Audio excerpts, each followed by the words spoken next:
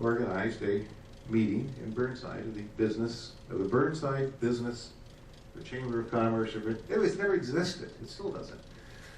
So I made it up. And we had a meeting, at which time the Premier addressed the business people, waving this story from the Globe and Mail, which got a great deal of media coverage, which I'm not saying it brought us back, I think, to a situation where we ended up with a 19-19 vote in that particular case, and which was a very, very interesting election evening. It was a very long drive from my family's home in Sydney to the party headquarters in North Sydney. Everybody quieter than they usually were, but he handled it very, very well and went on through,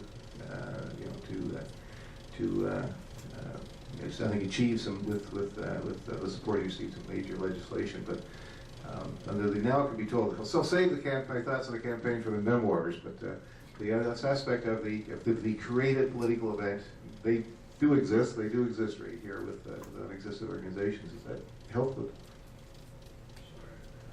But is there something? But how? So how did it change things in terms of dealing with the media? They're asking, it's kind of like there's almost two premiers going on.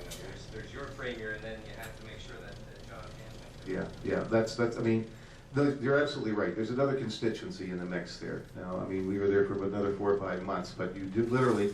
The House leaders were a lot busier, especially between the two parties. And the degree of communication between that time the Premier's office and the leader of not the leader of the opposition, the leader of the third party's office in those cases, and their MLAs. You certainly have an undecidedly more open ear to the requests and needs of the members of that caucus and what they would like to see done in their various constituencies.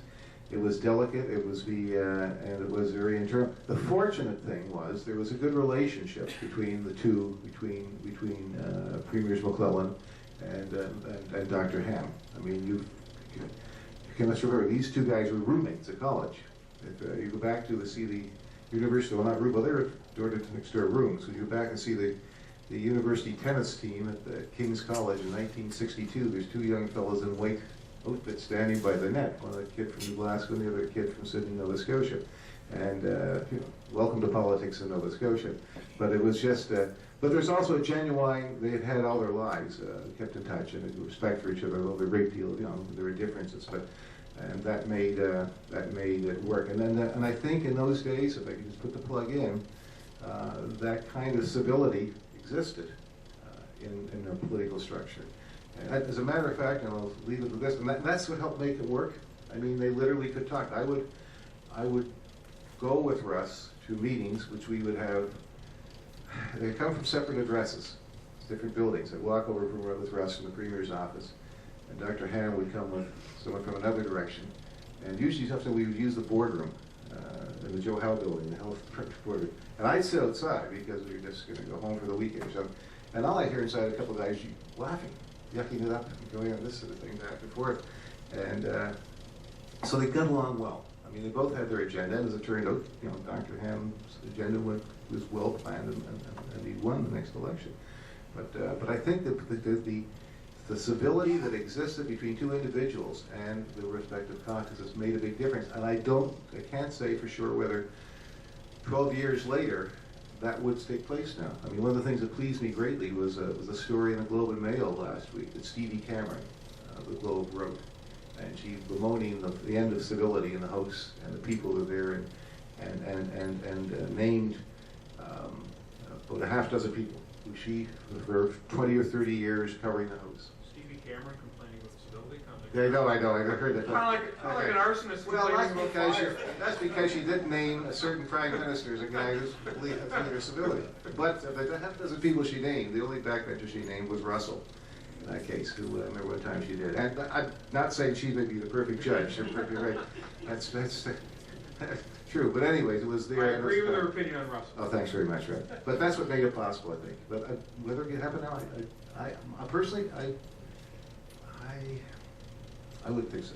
You know, one common theme that hasn't been talked about so far, and David, I apologize for jumping in, is when you work in a premier's office, whether you have been an active partisan or you haven't, and I've worked with both, you have to be conscious of the political reality, majority government or minority government, because the support by which the premier operates is based on the fact that he or she has either a plurality or a majority of MLAs. So if they aren't committed to the cause, if they aren't signed up, if they don't believe in the leader and what the leader is trying to achieve, it limits your effectiveness as a government. It also limits your effectiveness to communicate that, because the best communications always flows from having an idea as to what you want to do. If you don't know what you want to do, I don't know if you've seen that Robert Redford movie from the early 70s called The Candidate. He's running for U.S. Senate from California. He gets elected, and he asks at the end, well, what do I do now? I'm sure there have been politicians at all levels, municipally, provincially, and federally, who have faced that. So you can't ignore the political reality. If you ignore political reality, you do so at your peril. That doesn't mean you act as a slave to it, but you use it as a chance to get your agenda, achieve your ideas, help your premier do what he needs to do. So Rob, you've got protesters outside Province House. Never. Union, students, pick your favorite. It's like that season in Dallas, it was all a dream. Yeah. Joe and Justin came out of the shower. Yeah, Joe and Justin. Well, that's your dream, not mine. What communication strategy works? What communication strategies don't when you're dealing with protesters down at Province House? Well, look, when you're in it, it's hard to judge whether it worked or not. One of the things that the premier that I worked for did is he always tried to engage with protesters in small groups. One of the difficult decisions that we ran on as a government in 1999 and implemented was the attempted sale, then liquidation of Sydney Steel. For those who are younger in the room, the Nova Scotia government owned a steel plant in Sydney for 30 years for legitimate reasons at the time when the decision was made in the late 60s. But we had made a promise to either find a buyer quickly or close it and liquidate the assets. So needless to say, that was not popular with several hundred steel workers who every visit to Sydney that John Hamm would make, he would be greeted by several hundred steel workers to express their views. But we always took the time to sit down and meet with them and hear out their concerns. And we had our position. We didn't budge from it. We communicated that consistently, whether it's to the steelworkers themselves or to the general public. And that position was, we couldn't save the jobs of the steelworkers, but we would make sure that the commitments that were made to them in terms of pension or severance would be honored. And that wasn't an easy thing to do. It wasn't an easy thing to do to go to Sydney and have grown men literally in tears conveying a very emotional point of view. But we had made a commitment to the people in Nova Scotia that we would do that. We were elected on that mandate, and we felt duty bound to see that through. Wade, when you started working with Premier MacDonald, as you mentioned earlier, there were already a number of scandals, issues that had taken place. When you take a job in a situation like that, what are you, as a communicator, what are you hoping to achieve? Are you trying to resurrect reputation? Are you trying to maintain what reputation's left and keep the government afloat to whatever your ability may be? I don't know what. What are you thinking? I don't know what I was thinking. And I say that in jest, but until you've been there, you really have no idea. What in media, there are two sides to every story, and then you get in politics and you realize that there are way more sides to every story. So what appears to be quite simple, a solution from the outside, and I used the immigration example earlier. Well, just give the people their money back and move on, is not that simple at all. You have the opposition to consider. You have your own MLAs to consider. You have various stakeholder groups, taxpayers, independent business groups, Canadian Taxpayers Federation, universities. You name it. There's a long list list of stakeholders, if you will, who all have an opinion on how things should be done. And the other thing that you quickly realize is that you're an idiot and everybody else can do the job better than you can.